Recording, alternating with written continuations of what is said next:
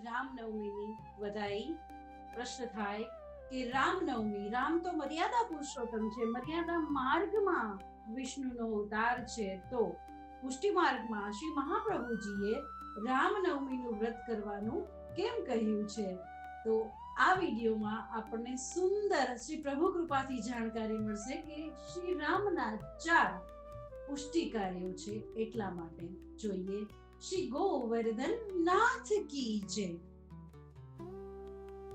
હવે બધા અવતારોમાંથી રામનવમી જે 4 જયંતી રહેવાનું હોય એમાંથી એક છે રામનવમી.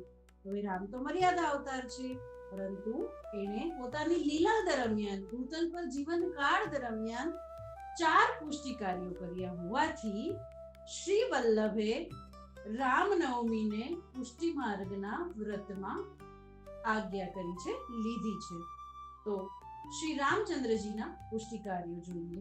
પહેલું, જ્યારે ગૌતમ ઋષિના પત્ની અહલ્યા ઋષિના શ્રાપને કારણે શિલા સ્વરૂપ થઈ ગયા હતા અને ત્યાં શિલા સ્વરૂપ હતા, અને શ્રી રામ જ્યારે ચાલી અને ઋષિના આશ્રમમાં પધાર્યા છે ત્યારે શ્રી રામચંદ્રના કોમલ ચરણો શિલાને અડકે છે, શિલાને સ્પર્શ કરે છે, અને અહલ્યાજી શિલામાંથી પાછા અહલ્યા રૂપમાં આવે છે, ઋષિપત્ની રૂપમાં આવે છે.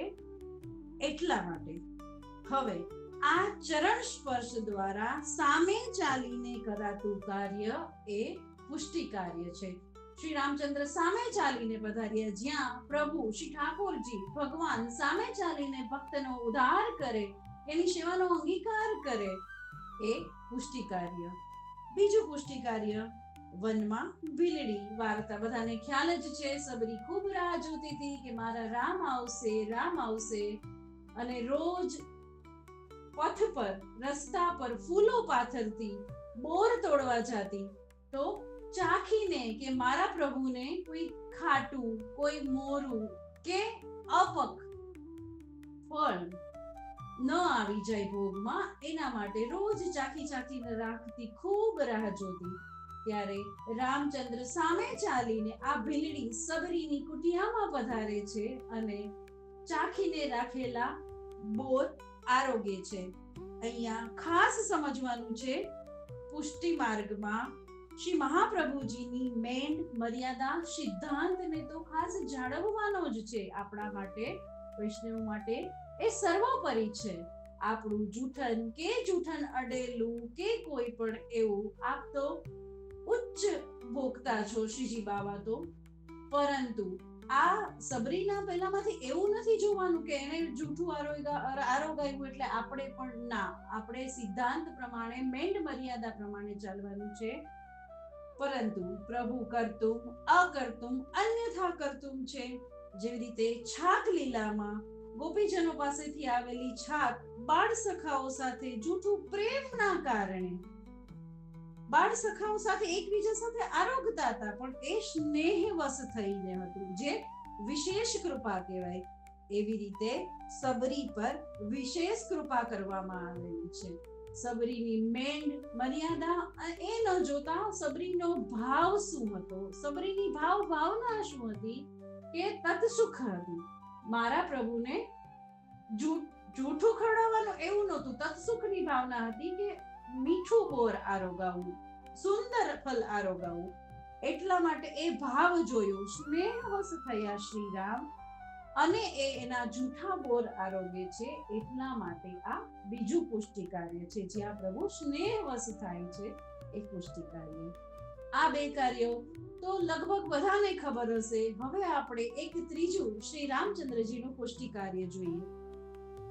સખીજનો, જ્યારે સીતા હરણ થયું, રાવણ છલ કપટથી સીતાજીને શ્રીલંકા પધરાવી ગયું.